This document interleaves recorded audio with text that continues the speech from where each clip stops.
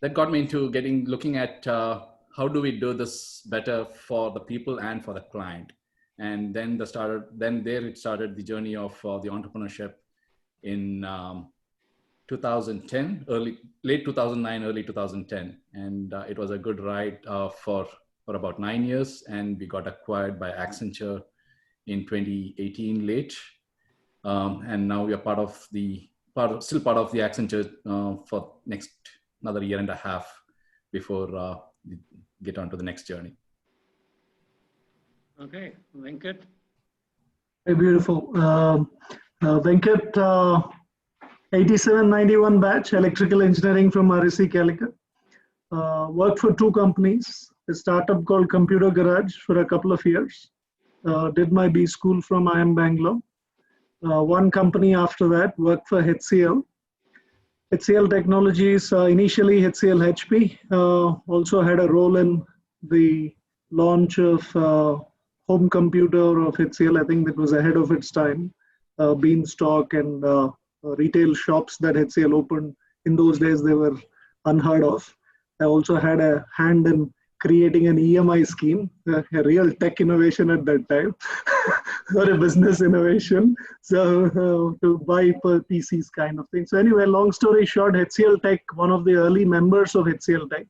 So I had the opportunity to be part of HCL Tech getting started in Asia Pac. Was in Sydney for some time, helping be part of the startup team there. Then was part of the startup team New Zealand, then Hong Kong. Ran North Asia with HCL towards the end of my stint in HCL. Started Vinculum, tried 101 different things, failed miserably. So till we got the right fit. Today we are I'll talk a bit more, but we are a cloud-based, SaaS-based omni-channel platform. And yeah, it's been an interesting journey, but I think we've just got started. Let's put it that way. Awesome. Professor. So I'm eldest, huh? So I had the similar thing in NIT Calicut, RSC Calicut. When I joined, I went to the front row in a meeting, and one professor came and told me students should go behind. So I walked from the first row to the last row. Okay, so I was a lecturer in RSC Calicut during 91-96. And then I went to South Korea. And my PhD was on neurofuzzy systems with learning. So I was into AI. Fuzzy was fuzzy logic related research was first time in IIT Madras at that time. But I didn't have hardware exposure. In South Korea, I got it. And we started the Robot Soccer Football Association. And I'm its general secretary, happened to be in the right space, in the right time, with the right professor, and I got the opportunity. I learned from that. And moved to NUS in 99. And then we started researching on humanoid robots. And my robots won quite a number of international awards. Then students asked, why not we sell it? We sold our first robot to China. At that time, China was nowhere. Now you can see where it is now. And we started the journey together. I didn't know anything about entrepreneurship. My student taught me. He learned by himself. And then we expanded to India. First floor cleaners were introduced in India by the company in Bangalore in 2008. We got angel investment, released the product. Unfortunately, the picking up rate, the scalability was not good. The investors backed out, and in 2010 we exited. And I had a social enterprise in Palakkad with crowdsourcing from the ground. And also that failed because of demonetization, and we lost a lot. It was 54 crores worth. And then later in Singapore, I had ionic 3D printing through my student. And lately, with my PhD scholars, AI, big data analytics prognosis company, and it is going reasonably okay. But what happened due to COVID is two of these companies, 3D printing and AI company, joined hands with two other companies in Kochi, and we started working on affordable ventilators with the available components and parts from India. And that's where I am. And because of this, I've been exposures. I teach innovation enterprise in my department, which is a core module. So I really engage and interested in seeing new thoughts, new ideas. So that's where I am. Brilliant. I mean, I'll just quickly give you some few fun facts about these guys before we go forward. Professor is also a filmmaker, right? And that's something that we probably get into. Santhosh's wife feels he's the most organized person in the world, right? He kind of, and if your wife says that, it's beyond moksha, right? And I mean, I saw him through 4 years of engineering. This guy topped the class without breaking a sweat, and by a mile. Luckily, we didn't have a GPA system. Otherwise, everybody else would have been rogered. And Venkat, he did to dumb strads what, you know, a SCSI drive or a flash drive does to a 512 KB floppy disk, you know. Now, this guy, I mean, their dumb strads team, you know, could not be beaten in competition. The only way competition tried to beat them was via disqualifying them. There was no fair game against them. So I remember these things about these guys. So they were always very, very, Santhosh I know for his organization, his dedication. Venkat I know for, I think, his innovation and the spirit. His smile is the same that used to be there in college. And Professor, I think your humility and resilience really kind of, you know, makes me very, very, you know, look up to you. There is a question that comes to my mind, you know, being a businessman, being an entrepreneur, or doing a startup of the kind that we talk about in the Silicon Valley flavor, you know, do you think these things are different? Doing a business and doing a startup or having an entrepreneurial mindset. What's your thought on that? And we can take it on any order, whoever wants to take it first. I'll go for since to me, entrepreneurship is not something that is very different from anyone's life, right? So when everyone who's born, right, we are not born with all the skills that we need, right? We have all taken risks. The question is, when do we change taking those risks and getting into a mindset, okay, this is good enough or this is safe enough for me and I don't want to try anything else, right? And it's sometimes the environment too, right? In terms of that, what pushes you to getting into an entrepreneurship in the work life, right? As a kid, we didn't know how to drive bicycles. We were on tricycles, and then at some point, the what do you call, the training wheels came off, and somebody was holding. You trusted the person that was holding you, and then, God, you know, that person who was holding you dropped the hold, but you were on your own. So at that point, you fell, you got up, and started riding the bike again, right? So entrepreneurship is the same. So many a time we are at jobs, we see the challenges, but if you take off the wheels and say, hey, I can do this, people will be successful. The question is, do you have that vision to get out of that inertia and get out and do it? It's all about being in a comfort zone, right? So the earlier you do, the easier it is. Simply because you are very comfortable in your lifestyle, and then trying to change it is not the easiest. Of course, Professor keeps disproving that. That's a different story. but I think it's just being at the right place at the right time and grabbing the opportunities which you see, right? Some of us have, I mean, in Hindi, thoda keeda hai to karne ko hota hai. So that's basically what it is. So you do need a little bit of the keeda, but otherwise it's really about, it's not very different from succeeding in a corporate career. From my perspective, I've done both. So it is pretty much the same. Like the basic skills are not different, right? So there are a few aspects which are different in each of these, but you just have to grab what opportunities are presented to you, and you have to stay the course. So most of the people get away by trying a little and then going off, right? So whether it is at work or whether it is in entrepreneurship, I think it's important to find the right fit and stay the course. Right. That's very interesting. Risk is something. I was other day talking to the student with whom I started my first journey. So I asked him one question. will you start now or differently? So what he said is that when he was a graduate, the risk was less because he didn't have any money to lose. It was always to gain. So in a way, when you are young because of age or because of your mindset, and also how you perceive the risk versus what you lose. So there was a time I had to play with, there's something like 80-20 rule, right? I played with 80. But what I told to my son, who is 26 and he's an entrepreneur already, I told him, don't go beyond 20. So maybe I'm restricting him. But one thing I have done lately, I'm into leadership training. And I went through the online brain mapping, not the medical thing. It's called the emergenetics profiling. And I could see very interesting things about me. We may be knowing it about ourselves. And my profile, let me keep it aside, but my son's profile, 30 years younger, I could see myself in him. And his conceptual, which is thinking out of the box and risk taking, is 42%. While his structural, which is practical thinker, is only 3%.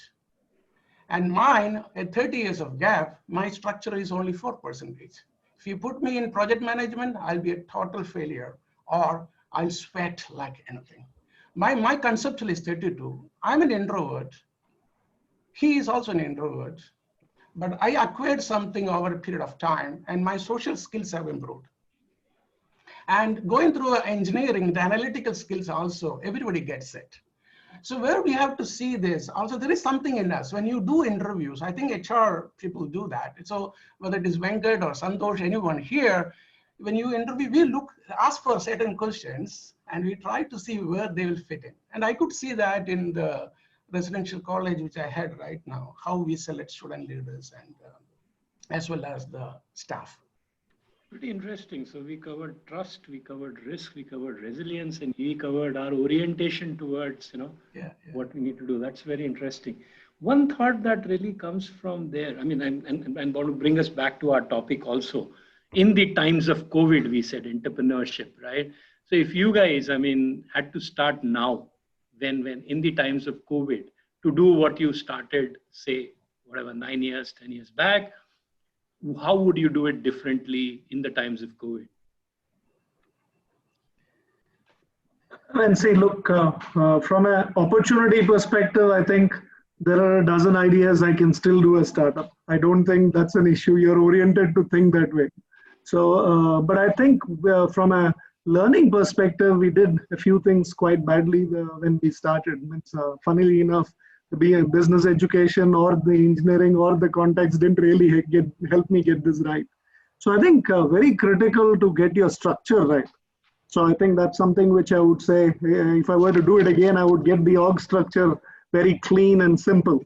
Means you make one mistake, to undo it takes a long time. Second is, I would say, in today's context, design and UI is the first hire I would do. That's not possibly what I would have thought 10 years back. Today, that's the first hire I would do. And a solid finance person would be the second hire I would do. So the rest of it can actually come in, right? But ideas-wise, I think there are, if you go back to 2008, when Lehman crashed down, one will be surprised to go back and check. Uber started immediately after Lehman crashed down.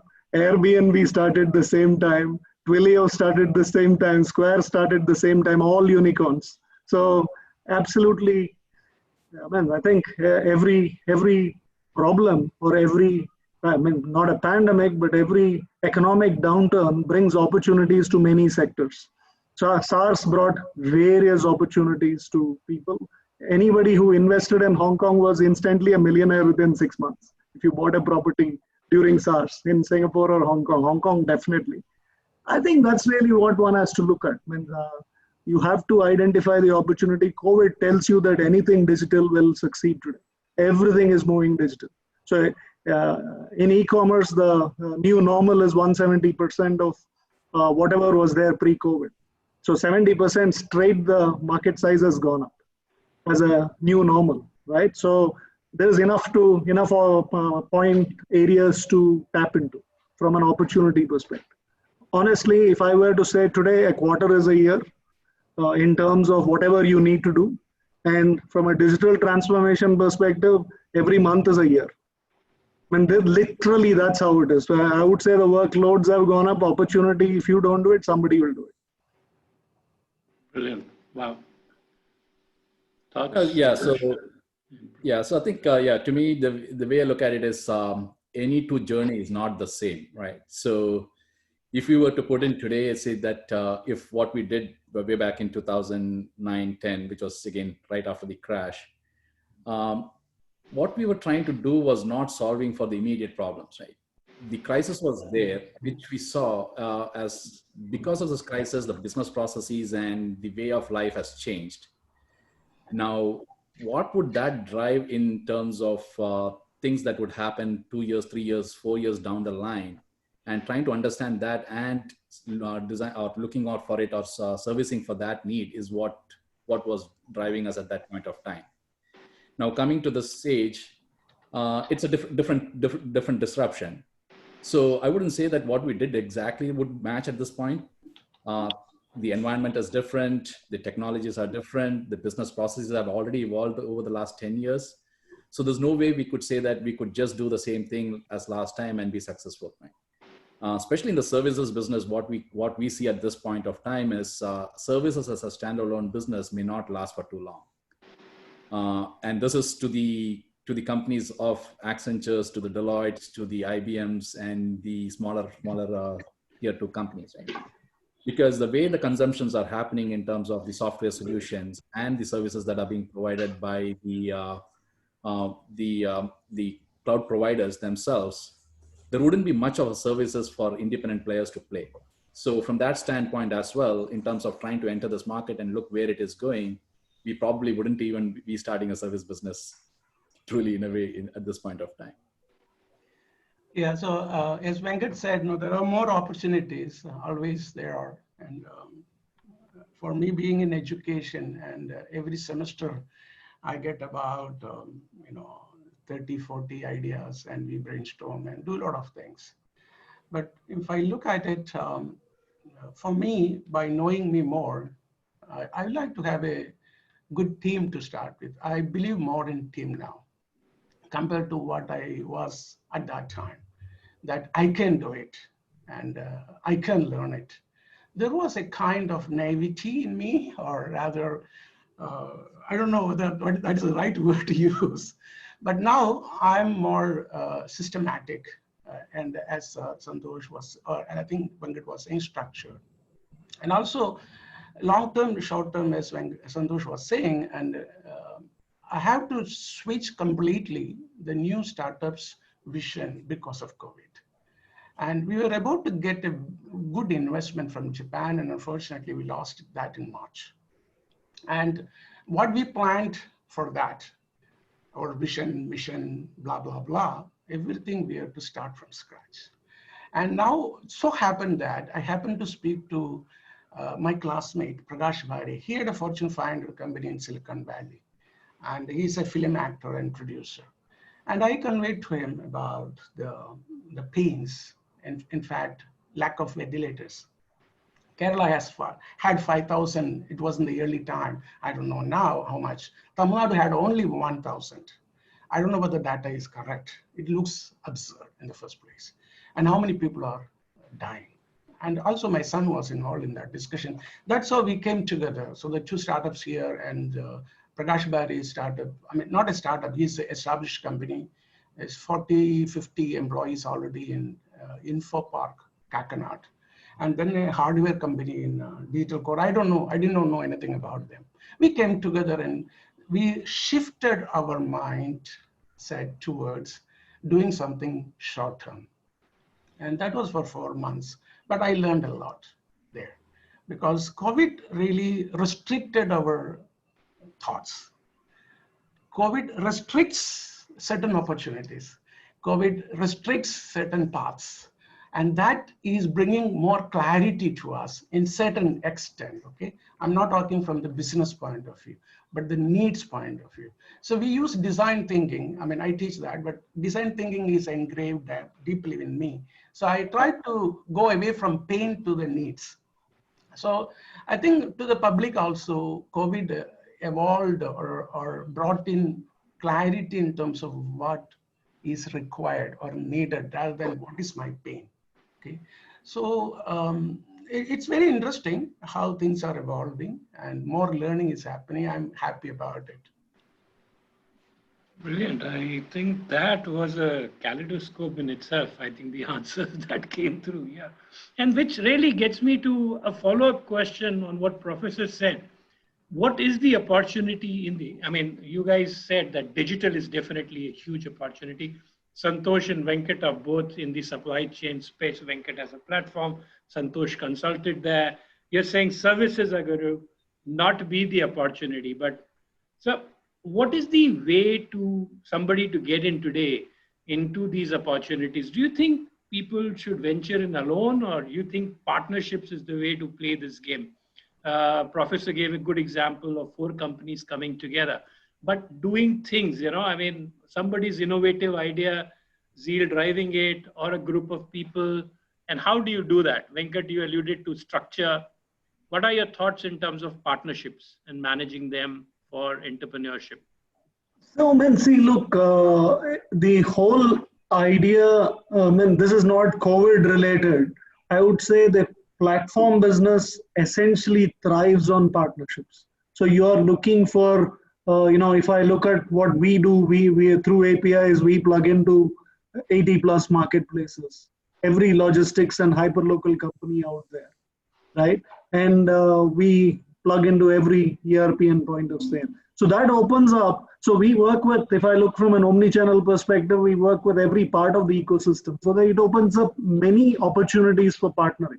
And you can't do everything yourself. You've got to be very open to plugging in third-party solutions to make it, into an offering which handles many use cases, right? So otherwise, if you try to do everything yourself, A, it takes a lot of time, and B, it takes a lot of money, and the risk goes up. So from a very clearly partnerships, both from a product and use case perspective, in technology, and from a distribution and sales perspective and ecosystem partners, I would say that's the most critical piece to succeed in the tech world. Okay, and if you look at somebody like a Salesforce, which is the fastest growing SaaS company out there, they do through partners 40% of their revenue. So that tells you a story, saying that that's how you're supposed to, at least, if maybe if there are somebody who has done it, all you have to do is to do the right copy and you can come up with the right formula for your space. So I would strongly say, don't try to do things completely yourself. Please be modular and partner as much as you can. But of course, you can't partner with everybody in the market. So pick the relationships that you want to work with and make each of them succeed. Track, monitor, and govern each of the partnerships very closely. And then it will actually work very well. Professor, you want to pick on that? I'll go then. So to me, the way I look at it is partnership, right, is at least in 3 layers. The first is within the organization, right? As a company, when you're forming, are you alone or are you working as a partner? Then, of course, the go-to-market and the other things that Venkat alluded to in terms of, do you do everything? Do you partner with your with few companies, and what is the space that you play? And then, of course, then the ecosystem itself, right? But in all the 3, I think the few things that Venkat mentioned are very critical, right? At the end of the day, these things are not just, as Venkat mentioned, anyone who comes by becomes a partner. The principal things that you should look for, and you won't be successful until you have this, is first and foremost is the trust, right? If you don't have the trust between the 2 entities, whether it is within the organization as partners or within the go-to-market relationship, then the partnership will fail right then and there. The second is their value, right? On what values do you stand on? And if those values are not aligned with your partners, then again, the things could fall apart. Then, of course, the ecosystem itself, in terms of how much room is there for everyone to play, because everyone is trying to gain their market share / business opportunity, And that comes into play to round this up to say, yeah, what partnership would really work. So as Venkat mentioned, don't go after everything that comes along, and there will be a lot of opportunities, and sometimes they would become the distraction too. And if you look at some of the stats, right, as Venkat mentioned, there are about 40% revenue for some companies that are through partners, but in many companies it is 60 to 70%. But then if you look at the 60 to 70% revenue, it is coming from 3 to 4 partners. But if you go to the website or any of this, and you will see that the number of partners they have is probably 200 to 300. So you would end up spending too much time trying to get more partners if you are not focused on some of these principles that will truly drive the value for everybody. Yeah, so I agree with that. Lately, whatever I'm doing for the consortium is through partnership, but it's not confined to those 4 companies. We are in collaboration with, say, for example, Fluid Control Research Institute in Palakkad, National Institute of Ocean Technology in Chennai, and JIPMER and others, which we don't really publicly state because they don't want to, because of COVID, because they want to help. Having said that, the trust is very important, as Santhosh was saying. I had to, because I happened to be the common factor, and the 3D printing company was doing well in Chennai. It has presence in Singapore, but because of COVID, they lost a lot of opportunities. And so he was brought into this consortium on ventilators. And a number of times, initial days, he was very worried about the resources that he's committing and what could be there in him in the short term and long term. So I have to take care of him, his expectations. And he has good trust in me, and that I made use of in a positive, good way to really keep him alive in the consortium. And that helped a lot. And coming to my other AI enterprise here, we had a lot of difficulties to be there alone in the digitization AI platform. People don't want to because of 2 reasons. One, we don't have a client already. And second, big companies, their boundaries are fixed in terms of data. They are not ready to give it out. So unless you try somewhere, it's a chicken and egg issue. So what we are doing now is there are a lot of projects by the Singapore government, and we realized that we can't bid for one big project. So why not work with someone? And we do the AI part. Let them do the integration and other mundane stuff. And that is working out well. So partnership, trust, very important, and we need to modify our approach according to the situation. Brilliant, Professor. What you said actually takes me to the segue of financial resilience, own money versus really raising money for your ideas. And Venkat and Santhosh, you guys, along with Professor, have a lot of experience in that space. Every startup faces that question, how to really get my first few dollars in, how to plan this out, and understanding balance sheet management and things like that become very important. So what is your advice to people starting out this journey in managing finances, looking for money, planning the financial strategy? So the way I look at it is there is no right or wrong, right? It is a personal preference, right? And there are companies who are successful without taking any money, and there are companies who have been greatly successful who have taken the money as well, right? But again, the goal should be in terms of 2 things, right? In terms of what is your end game here, meaning how long are you in this as a passion to drive this business, and what's your plan or timeline that you're looking at? And in that journey, the question is, you can grow and you can become the same company, but do you want to accelerate that with an external funding, right? Because money always plays a role. How much ever we say that we can do it with bootstrap can do it, but inflection of money into the process can definitely leapfrog the growth patterns. Right? But then at the end of the day, just by taking money, you're not losing out if you're looking at saying that delivering value to the customer or delivering what is satisfying to you, right? At the end of the day, we are all in the business of making money as well. So making money is one of the objective of a company as well, right? It's not a charity organization. Not to say that charity is not a entrepreneurship. Charity, it's in a way is a larger entrepreneurship than some of the things that we've done, or at least I've done in this space. I think simple example, right? Let's say you bootstrap it and you 100% own the company, and in 5 years, I'm just putting a number there, right? Let's say you exit out in 20 million, right? So 20 million in 5 years, and in the other scenario, you may be able to take 50% off the table by bringing in money, and you may exit out in the same time with an 80 million valuation because it accelerated the growth. So if you look at the time value of that money, you're actually doubled by losing the share. So don't think of it as money is bad, but it's the goal that what you really want and what's your exit plan that should drive the motivation, rather than saying that I need to get more money, I need to gain have these things. It's not always the right answer. I think means going to the first question, possibly how do I start off, also maybe a question, Nagesh, right? So what you asked. So the first question is money is available for people to start off if you have the right ideas, right? It's not that but it's always chicken and egg, right? It's not that it is easy to raise money. It is difficult to raise money because investors are by definition, they may look as the most aggressive and, fancy guys putting money, but the fact of life is their accountants at the heart of them, right? They really don't put money.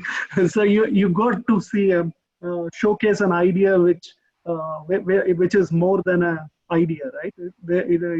They do check whether you have done the groundwork, whether you're committed, whether you're working and just sending a business plan to an investor, right? So people want to see whether you are really there. The conviction and the commitment people do look for before they put the money, right? Of course, different sectors could be different. I mean, specifically, if there is a solution for COVID, possibly you would get government grants, possibly you will get a little more attention from compared to if you're doing something which is general purpose, right?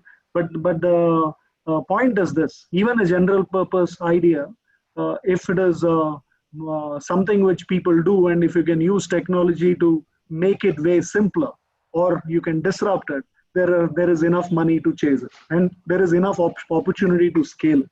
Okay, so the the first question is, yes, there is money, and as long as conviction is there and you show that you're doing something, you can raise money. And like Santhosh said, the question is how big is the opportunity? If it is something which you're comfortable growing by yourself at your own pace, you don't want to raise money, right? You want to find family and friends and your own savings to keep slowly building it up. And that's lots of entrepreneurs do it, right? And there's nothing wrong in that. But then if there is an opportunity like where we are sitting, right? If I look at half of my competitors, in fact, during COVID, two of my competitors have got acquired, and one has gone and raised 12.5 million, okay, based out of Singapore. So if I sit down and go in my pace, then basically I will not even be able to exit. So forget about me scaling, right? So because they will essentially go and clean out with the dollars which they put on the table. So very clearly, it is a choice of the size of the pie and what do you do to accelerate, or whether you go at a certain pace, and that decides which path you take. So the first step is money is there. Second step is your business model, and the opportunity defines what you have to do. And if you're doing well career-wise, going back to the earlier question of, then you better go after an opportunity which is sizable. Don't go after a simple opportunity, right? Otherwise, you're doing well. You have a great lifestyle. Why do you want to disrupt it and do something small, right? So then you have to, that one idea should be really big. There are some great books to read on this, and I'm very happy to put it down for the whole group. I'm sure all of us read, but there are some books which talk specifically on that. How do you identify an opportunity which is worthwhile pursuing? Awesome. Yeah. Nagesh, this was more of a general question rather than COVID specific, right? Yeah. Okay. So, I mean, for me, it has changed over a period of time. I was taking more risk earlier, putting my own money. I put a lot of money, okay, in the social enterprise, quite a lot. Of course, I may lose also. I mean, but when I put, I take a decision. If I lose it, I live with that. Okay, I should not regret over it. So that is the first thing which I, put myself into. Because every decision making is done based on the available information at that particular point in time, and the responsibility lies on the person who has taken that decision. Okay, and you cannot run away from that. But having said that, sometimes, as Venkat was saying, the opportunity value, I think Santhosh was also saying, we will have certain evaluations in terms of how good an opportunity is. But I used to think that it is me to decide or my partners to decide, but I think we have to think beyond. And one thing I lately understand is that we have to do more in terms of understanding the needs, whether it is satisfying the needs of somebody or something.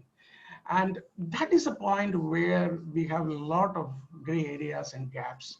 So for example, my first company, the floor cleaners in Bangalore, we did a lot of survey. The survey questions, we assume they are correct. Unfortunately, no, it depends on the way you frame the questions in the first place. Market survey is very much biased towards how you frame it. And you frame it because you have a mindset, you have a way of doing it. So we have a lot of issues there. And we thought it will go like a wonderful product. But when it realized that the Indian mindset of cleaning was different, they do spot cleaning. They don't clean like a US or Europe, where carpets are there, and we missed that particular point. So the ethnography, contextual aspects, all those things. So we need to analyze the opportunity in a bigger canvas. Unfortunately, it cannot be done alone.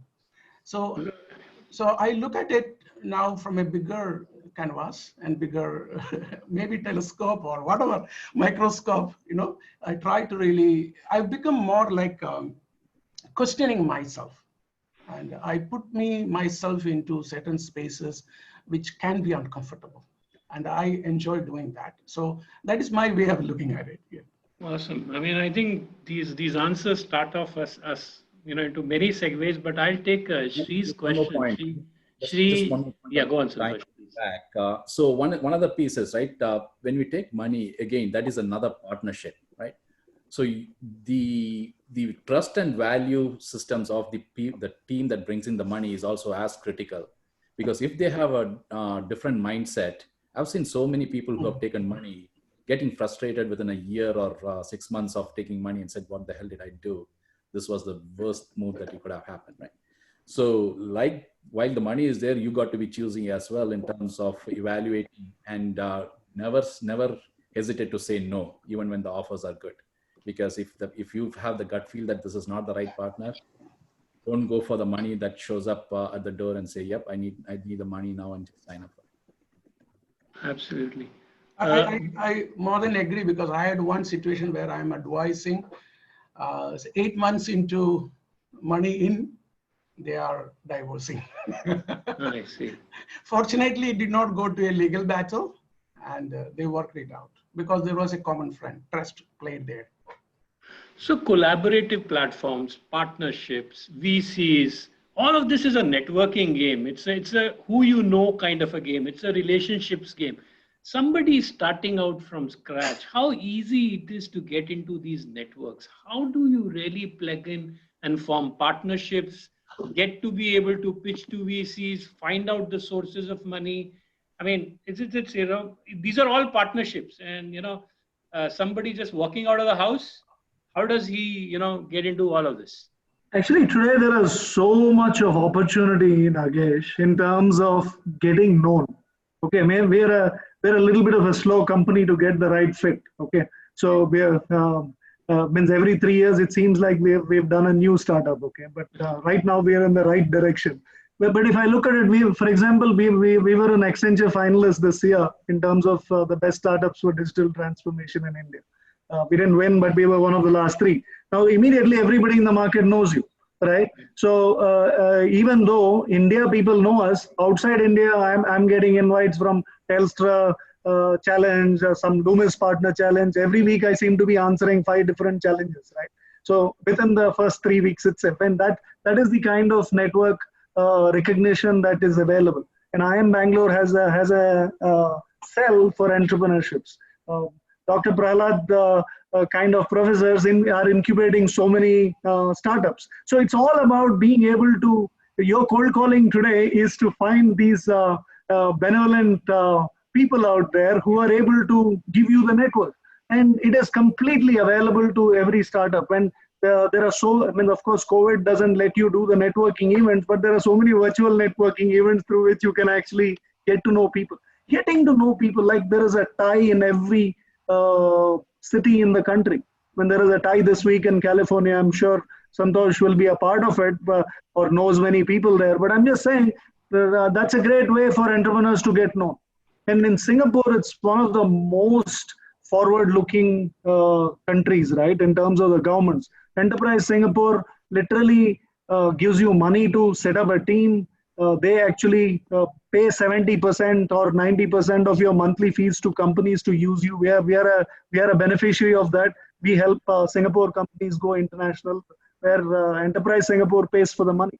So literally, I have customers or brands whom I've never heard in my life come and sign up with us just because Enterprise Singapore badge is there. So of course, we've been around for a while, but there are young startups who have just started who are all part of these kind of schemes. I think it is important to create a model where you have marketing folks and alliances folks in your team who have done these things before. So even one person, or you should learn it. If you can actually be, you don't need to be an extrovert, but if you are open to going and calling and talking to different people, you'll get hundreds of ideas. And there are enough networks out there to build the partnerships. So it's not like 5, 7, 8 years back. When I started, I guess I had no clue whom to talk. I mean, I've done crazy things like flying down to an event and gate crashing and talking to the CEO saying, I want to be your partner. I've done crazy things. I don't need to do all those things today. Right. I don't know, Santhosh, what do you think? Yeah, is that... No, I think, yeah, the forum is there, right? The forum is there for, the opportunities are by dime and dozens in terms of, and especially with the COVID, then the virtual events have just boomed in terms of the opportunities, right? But outside of the exposure, my read is that 2 things, right? One is, at the end of the day, a company is noticed not for its ideas, right? It's noticed for its idea that is executed very well. And the execution part is something that very few get successful, right? Otherwise, every idea that is out there would have been a successful entrepreneur, but you don't see that happen. And what is behind that execution? It is a team, right? So a great team that executes with that kind of visibility that happens, you will get to be known in the market. Right? And that's the recipe, right? Have a great team, execute it. Your ideas are great. You have the opportunity, put it out there. You will get partnerships. Left, center, and right. Venkat, continue. No, Doctor, you go. I just wanted to add a point on that, but I'll come after. Okay. So, see, there was a time when I asked Anil to come and talk to my scholars who started the startup. Anil gave very interesting perspectives. So basically, I brought in a number of my friends or someone I met in a party. I mean, it was a lunch in my friend's house. I never met him before, brought them in. Basically, it was not meant along investing or anything, but just it's a kind of personal support and all that. But as Venkat was saying, NUS has elaborate, I think other universities also having the same programs now. They bring in advices from industry, and it is paid by the university. So the startups will not have the outflow due to that. And if any one of you wanted to be there, you please let me know. I can suggest to the NUS enterprise. So that is a wonderful thing. But lately what happened is that it need not confine to that. We could explore, and one aspect which is happening because of the university environment is that we talk to each other startups, and someone say, you are going to talk to this particular individual. And the word is very interesting, benevolent advisor. I think it was Venkat or Santhosh brought it up. And there are many people like that who may not be for a money stake there or getting something quickly. So the one or two times they are ready to really talk to, but if we engage them for a long term, it is our responsibility to really put something on the table so that authentic conversations can happen. Having said that, going back in my first one startup, we did not know anything about it. You know, we have presented to the investors of Google for my first company. And at that time, it was so scary. It was through, I think, something like Skype at that time. And we hired an American because we did not know how American way of phrasing things will be. And we got him separately in another channel I mean, he was hidden and he was texting us separately. Okay, you're gone. You had to catch on this particular point. So we tried to get these kinds of course, we paid them on an hourly basis for that particular person. So there are various ways to really explore, and depending upon the situation, availability of the advisors. And I think a number of students come to me also. And when I can't do beyond, I ask them to suggest them to, why don't you get someone like this? I know this. So there are benevolent advisors, and that we have to make use of. Venkat, please continue. Yeah, no, they're just a couple of things. One is, again, something I wish if I go back 10 years, I would have done this day one. You can do a nice advisory pool for your company, right? So which means you're bringing in people with, it could be very small equity, where you're getting time from them, and your idea is good enough for them to give you a backing, right? Today, for example, after all these years, I'm actually getting 4 advisors on our panel who are ex-McKinsey from US, and their names are going to make a big difference to us in terms of entering US next year. And these guys are literally the movers and shakers in the industry, right? But the moment their name is as an advisory pool, I'm getting exposure into their network. Now that immediately opens up 101 different opportunities. So these 4 guys are ex-Kellogg's and ex-Stanford background. Okay, so immediately you're linking into that pool. Okay, so if I say these are the 20 things I need, immediately those aspects come into the picture. Today, I mean, we are also lucky to have Axel as an investor in our company. And Axel, there are about 100 CEOs who are there as funded companies in India. Now we have a WhatsApp group where the 100 CEOs are there. Okay, so just imagine the power of that network. If I'm a startup and if I've got Axel funding and I've got into that WhatsApp, anything I want to know, I just put it there, I get an answer. Saying that, hey, look, I want somebody for this, you get an answer. I don't know how to design a sales compensation, somebody else. In fact, again, after all these years, I'm still talking, saying that you have to keep learning, right? So I'm struggling to get the right alignment in terms of sales compensation. I have an interview with a person who is 20 years younger than me, who has done it beautifully in Zoho. He says that, Venkat, why don't we spend 2 hours and understand what are the problems you're running into? And so that we can co-structure it and design it better. So like that, what I'm saying is, it's important to get into these networks, right? So there's enough information available. Brilliant. And I think the alumni associations, getting associated with the alumni effort is so powerful, right? Yeah, and it got us plugged into the global alumni. Today, I am part of a WhatsApp group which has all the representatives of the alumni associations across the globe, right? So from the US to Singapore and countries in between, 15, 18 countries represented. That's a very powerful network for anybody, right? To be able to explore. And really, these guys are very responsive. I mean, John has been, very instrumental in interacting with them and making, the interactions take off.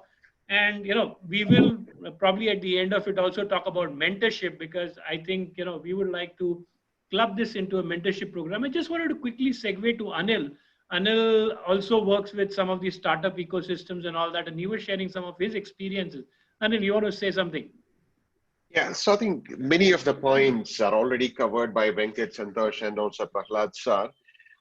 one of the key things, this is what out of my hobby, so I work with some of the startups in providing mentorship on specific areas that they are challenging with. I think some of the points that I think Venkat was talking about it, Santhosh was talking about it. Idea is one part, right? But when it comes to the practical execution, making it as a scalable business and also a sustainable one, it calls for a number of things, right? So it needs finance, operations, sales, customer service, and all of that really needs to come together. So this is where, the right level of strategy, and also many a times I have found that the entrepreneurs are really stuck with their idea, right? It's all about building newer and newer capabilities, but that's very important. But at the same time, taking it to the market, getting customer feedback, getting the adoption, and organically growing that part of the business as well is equally important. And this is where many a times people are blindsided. So this is where advisors can play a role, because they're outside of that environment, asking those tough questions, so why that, or how about this, or what are the other options, so when those questions are asked, this is where I find that the entrepreneurs are also able to get those questions, because otherwise within their office environment with their partners and the colleagues, usually these kind of questions will not come. And this is where having these mentors are I would say, an important one, who may have a stake or may not have a stake, but at least having these trusted advisors who may have experience in those environments can really add a lot of value. And this is I have worked with both mature startups and also the startups that are really in the budding stage, the early stage of incubation. And for all of them, so having these questions at the right time is quite an important one. The way I do is that I spend for the startups that I am formally involved with, I spend an hour every week with them. So that is, they may have specific things, or I may have some questions or guidance, etc. And that is what is working very well. And of course, I'm also available on demand in say maybe for a short call, or they are doing a bid, so they want some questions to be answered, commercialization, pricing, or even maybe demos as well, so all these areas, right? Having that external eye, asking these questions, and also providing advisory would be quite a helpful in that journey. Brilliant. Yeah, Nagesh, I would like to say something about it. So what Anil said is very interesting, and many a times our blind spots are remaining as blind spots. We need questions from an independent point of view. So one thing I try to share in the leadership training in the university is that you can have benevolent advisories, opponents, but they are not to really kick you out, but rather to kick you up, okay? So something of that kind. I mean, and now I've become more like role playing within myself. I try to position myself as my own opponent, okay? Why are you doing like this, okay? Of course, it can help a lot, but that will not solve all the time. But advisors, external viewpoints is good to have, and multiple of them, it is very interesting and useful. Exactly. So just Just on that, right? So a couple of things, right? Yeah, absolutely. Advisors and looking out from outside in definitely helps companies, right? But one thing that I find difficulty is the precious thing that we all have is the time, right? The time that we have is limited. And when somebody comes with saying that, okay, I have this problem, advisors are not the right people to ask. I have a problem. What should I do? Right? That's the wrong way to look at it, in my view. If you have a problem, put it on the table and say, these are my things that I'm thinking of doing. What should I do based on the? When you have the options in front, then the advisors can poke holes and say, you have a blind spot here. Have you thought about this? And what about this option? Rather than saying that I have a problem and blind scale, can you help me solve this problem? Right? That's where the value becomes higher than with advice. I think specific areas, right? If I were to add there, specific areas, like for example, somebody to come in, you can loop into, let's say in our case, if somebody has built an e-commerce platform, coming in to look at our product and doing a deep dive on the architecture, I may not be able to hire a person like that. okay, who is one of the best in the industry kind of thing. But as an advisor, the person can come and look at our setup and talk to our technical team and periodically do reviews. And that is extremely valuable, both for aspirationally for the team to understand that, okay, this is how I should become or upgrade myself, and B, to make a scalable, sustainable platform, what are the things that you need to do? And technology changes so fast that whatever you've done 5 years back is actually useless, or at least is not sustainable. So you want to know what's happening in the industry and you need to be very tuned to it.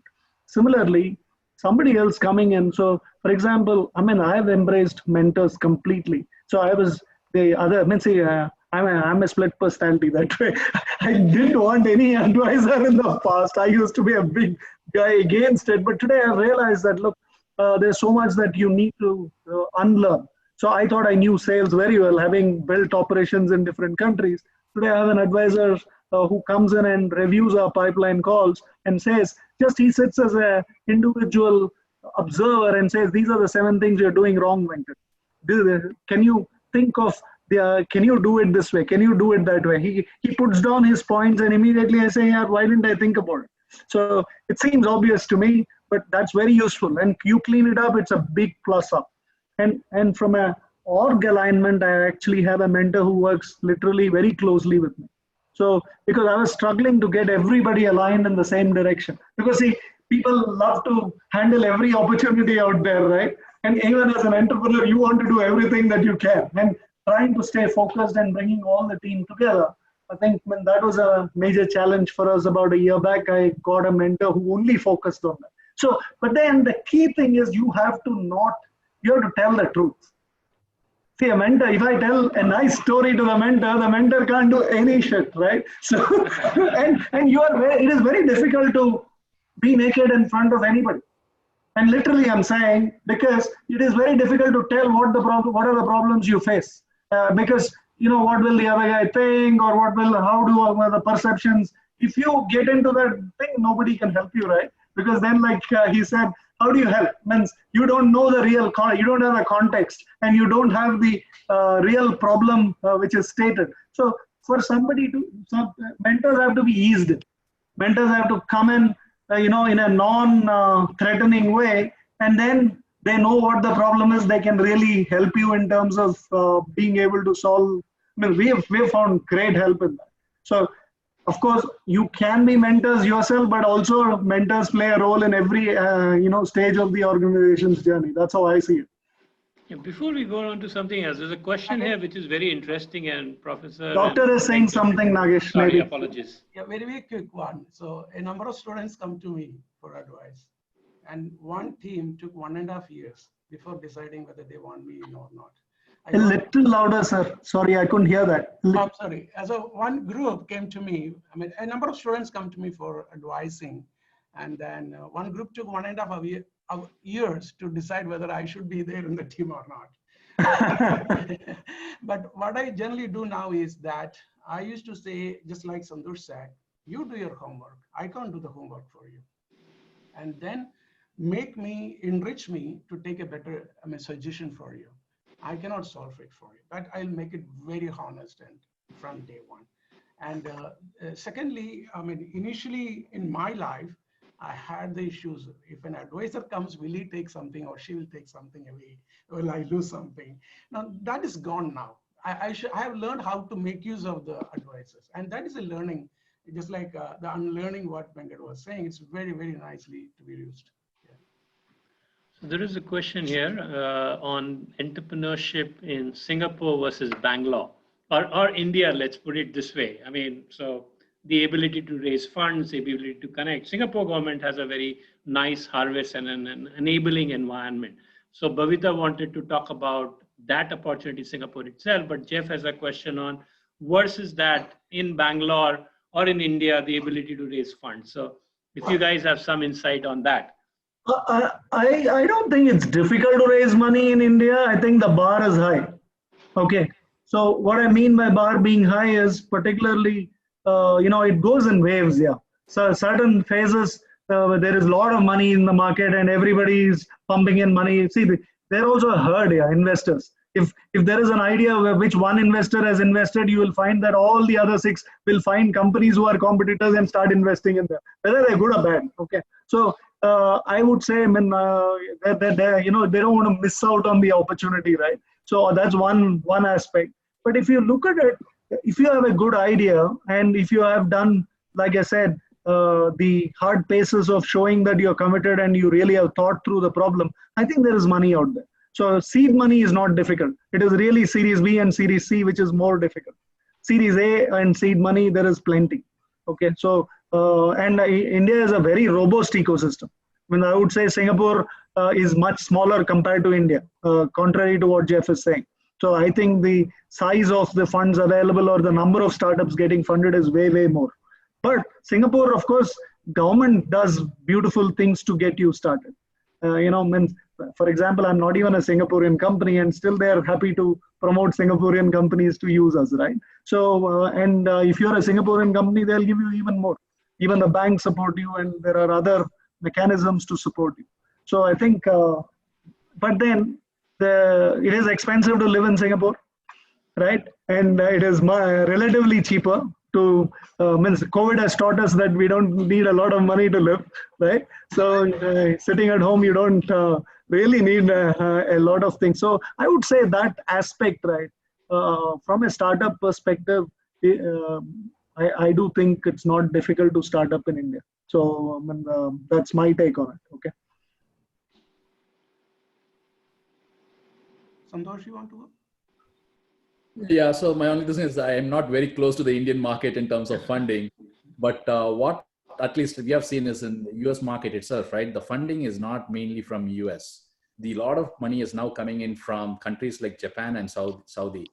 And if you look at where the money is coming from and the reason, for somebody in Japan or in Saudi, sitting on that money and trying to do anything with that money in those countries doesn't pay even anything that can, the actual value of money will be lost in period of time by just sitting on it.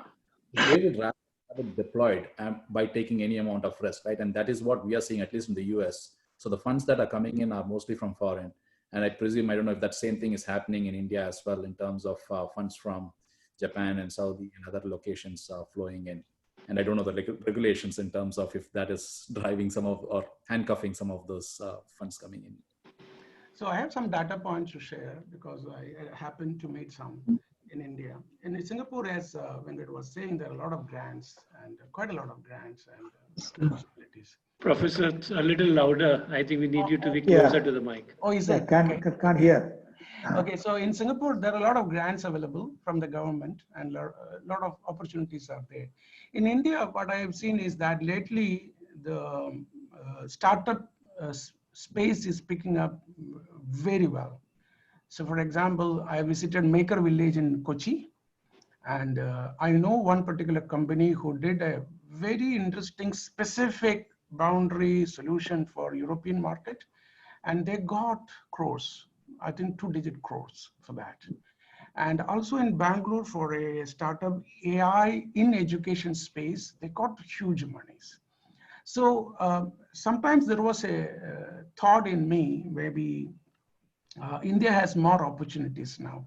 I think with the current government's initiative, Startup India, Make in India, also if you look at Kerala per se, my colleague in REC Calicut was the CEO of Startup Mission, Saji Gobinath. Okay, I don't know whether he taught you, any one of you. Now he's the vice chancellor of one digital university. So through him, what I understand is that the ideas are brought up by a lot of people and there are a lot of ideathons, etc. happening. And there are a lot of possible funding programs. And one aspect which I really liked was I was invited to give a keynote at the National Hardware Conclave, which was held in Kochi. And I saw some agents who are managing the funds from China, but these guys are from Brazil, talking to a number of people there in that conclave. This may be one data point. So people are really exploring a lot in terms of going to such events and connecting with the right kind of people. So opportunities are there. I feel strongly. Yeah. We are way beyond. I mean, we planned an hour. We are at an hour and 15 minutes. I think we've really covered a very vast array. There are some questions from John around, one is how are enterprises pivoting in the times of COVID? And obviously a lot more digital is probably one of the answers. And second is, there is a huge amount of uncertainty. And Venkat, you have answered that question to an extent that, what you do now, you will have to pivot once the cloud clears up. But are there any other thoughts in terms of, pivoting in your ideas now? Professor talked about short term versus long term. And your ideas now, and once the cloud covers up, how do you see things changing? Yeah, the way I look at it is, again, as an entrepreneur, right? You're not starting up for something that is an immediate problem, right? If you start now, yes, you need to know you need to connect the dots of saying that this is what is the disruption cost. But then when life gets to somewhat normal, would everything go back to normal? And the answer probably will be no. And then trying to say, if it is not normal, then what's the issue or the opportunity that I can tackle, and start seeding the opportunity or the idea now, right? So that when the cloud gets cleared, you will be one of the early starters with the idea and an execution that you can take it forward. So that's the way I see it. And yes, there are things that we have to connect the dots. And from that standpoint, the opportunity is it's plenty, right? Every industry, everything is now so intertwined. There's nothing called high tech. There's nothing called fashion. Fashion is high tech. High tech is fashion, right? Awesome. Yeah, every high tech semiconductor components. Now, if you look at it, fashion industry is to plan a fall season, a summer season, and a spring season, and the designs used to change. Now, your high tech is in the same fashion. It's changing every 6 months or so. And same thing happens to the clothes, and the high tech is getting embedded into the fashion. So this whole the whole ecosystem is going to be embedded, and there's going to be opportunities. So you just have to connect the dots.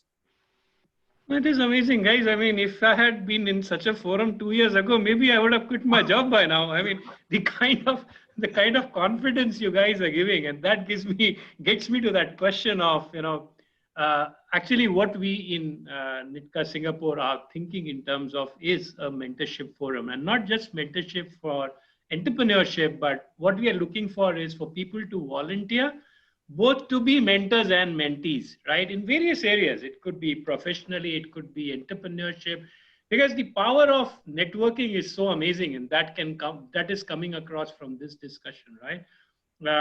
So first question is to the three of them. If any of the people on this call, or if we announce to the group, right, that there are these three successful entrepreneurs, people who really dip their hands, and Anil is probably another person in that space, available as mentors to, people who want to talk about the entrepreneurship ideas and things like that.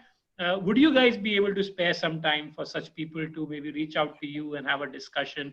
And can we volunteer you as possible mentors to such people wanting to take a shot at entrepreneurship? I'll be more than happy. Sorry, yeah, Santhosh, yeah, please. No, just one liner. Yeah, I'm more than happy to contribute and help out.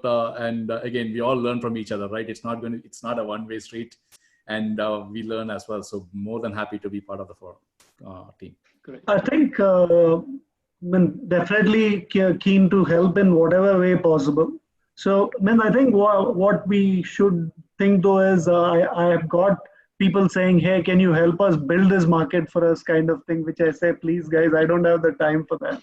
Okay, but if somebody is sitting down to look at a business model or a distribution model or a sales model, or even from a engineering perspective or organization alignment, like, there are some areas you will know, and some you will have a network of people who are solid in different areas who can be brought to the fore or can be just linked to the people, right? Saying, please have a chat with Anil. Yeah, he may be able to. Today we have added one person, right? So Anil sir could be a mentor to some people I didn't know before, but that could be like that. You keep expanding your network of people who are great in what they do, right? So I think that's definitely an interesting one. And there's something else which I wanted to say. Anyone who wants their kids or family members who are good to do internships, please feel free. So we definitely have opportunities to do it. So we can make sure that that can be put on the table. That's in Singapore, Venkat? It can be Singapore. So today, well, location doesn't matter, does it? Yeah. So we are officially working from home till 1st January. I think someone else will. And maybe that'll get extended, who knows? Yeah. Great. So I think it's Good to see been Vikas. absolutely great forum. And Nagesh, I just want to say I'm open, but having said Oh, that, yeah, Prof. I think it's a pool of people will be good if there is a concerted effort, say through an NITCA alumni. And I think one may not be an entrepreneur to advise an entrepreneurial path, because the wealth of knowledge each one of us having from exposure. So for me, I define entrepreneurship not for startup. In every walk of life, every decision that you make in a company, whatever level you are, there is some element of entrepreneurial mindset or thought process.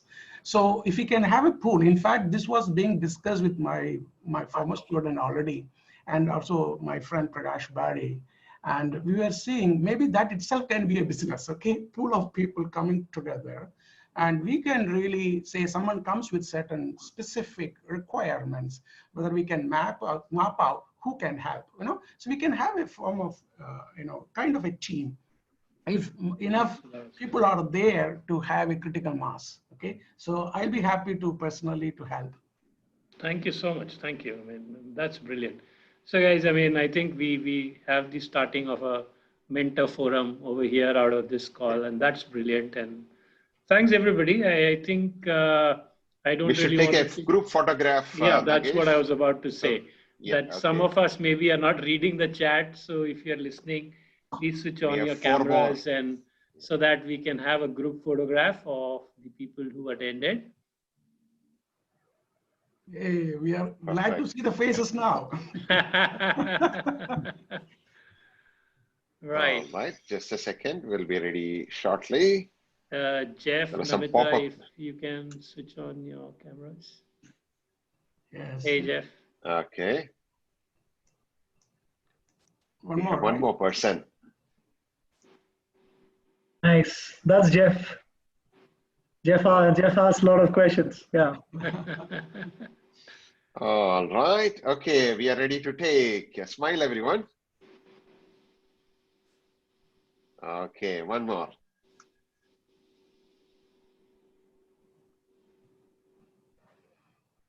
All right, so we are 100%. Okay, smile, everyone. Okay, that's it. Hey, thanks so much. I will post in WhatsApp and also in our LinkedIn page. No, it's been really brilliant. I found it extremely enriching, guys. Thanks so much, Professor Venkat and Santhosh, for your time. And thanks everybody for joining in. Nagesh, I was scared to really be here because I'm not good at jargons typically used in the business space. And I don't read newspapers. I don't watch televisions. And so I was really scared, to be frank with you. But I have a comfort with this team, to be frank with you. Absolutely. I feel Maybe that's why you have more valuable inputs, sir. Yeah. Because you don't watch TV and don't read newspapers. Though some of them are very nice, of course. Different discussion. Yeah. Oh, awesome. I thought this was brilliant. Thank you so much. I look forward to more of such interactions. Thank you. Brilliant. Thank you, everyone. Thanks a lot. Thank Thank you, you, everyone. everyone. Happy Onam. Happy Onam. Happy Onam. Happy Onam, everybody. Hey, thank you. Bye. Bye-bye.